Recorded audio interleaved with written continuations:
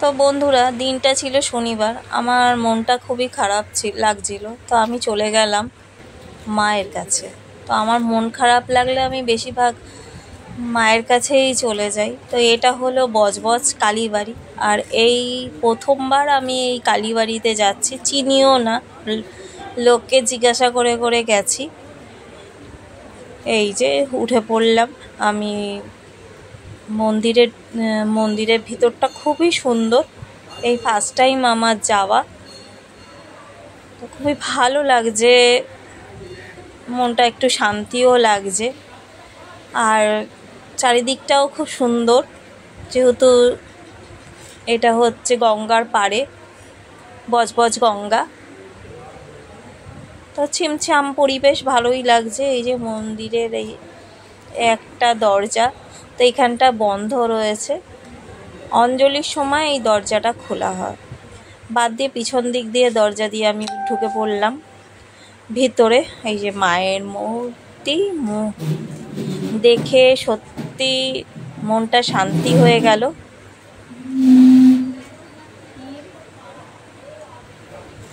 আমার সাথে সাথে তোমরাও একটু দেখে নাও। এখনো অমাবস্যা চলছে না?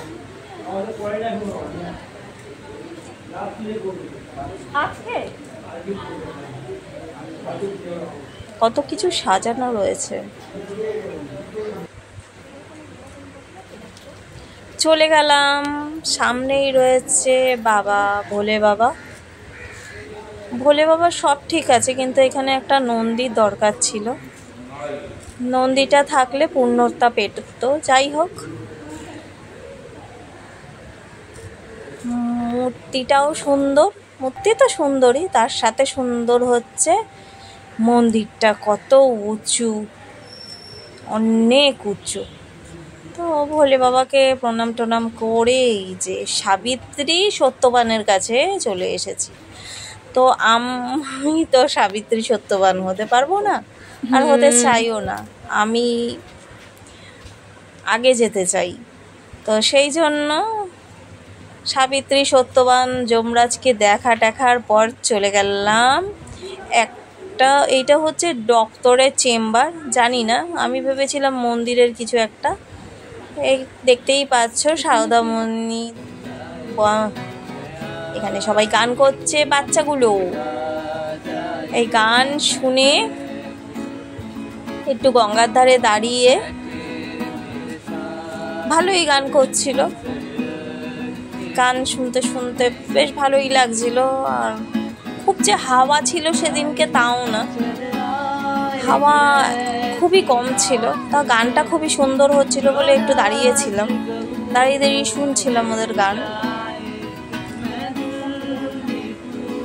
আর একাকিত্ব ভালোই লাগে মাঝে মাঝে কি ঠিকই আছে। একাকিত্বটাই হচ্ছে সাথী। ভালো না লাগলে আমি এরকম এদিক সেদিক একাই চলে যাই।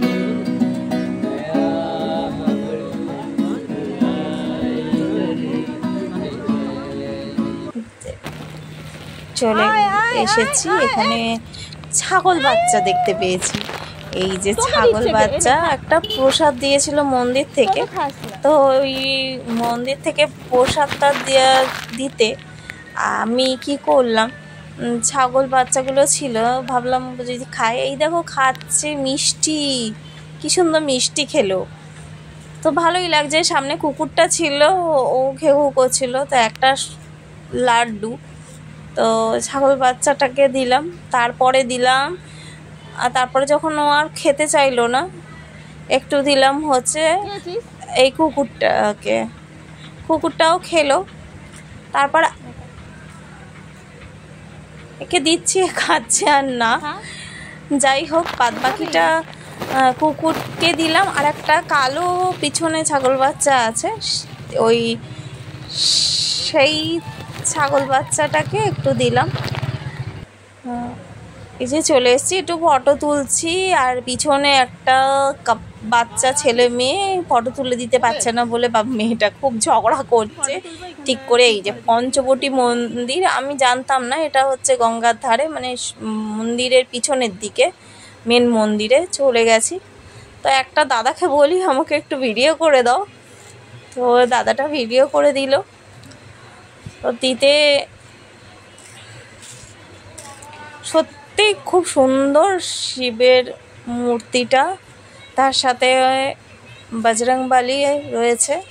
সত্যি আমার তো এত ভালো লাগছিল যে আমি ওখানটায় অনেকটা টাইম কাটিয়েছি, অনেকটা টাইম ওখানে বসেছিলাম, বসে বসে ফটো তুলছিলাম, দেখছিলাম। খুব সুন্দর শিবের মূর্তিটা। সচরাচর লিঙ্গ দেখা যায়, মূর্তি তো দেখা যায় না। এই যে মন্দিরে এখন মায়ের মন্দিরে আরতি শুরু হয়েছে, আমি চলে আসলাম তারপর চপের দোকানে, ভেজিটেবিল চপ, কারণ শনিবার ছিল, ভেজিটেবিলে সব কিছু খেতে পারবো। কি ভেজিটেবিল একটা চপ দিল জানি না, দাম অনেক, তা আমাকে তো খেতেই হবে। আইসক্রিম, তো ভেজিটেবিল চপের সাথে আইসক্রিম নিলাম একটা। আইসক্রিম নিয়ে টিয়ে,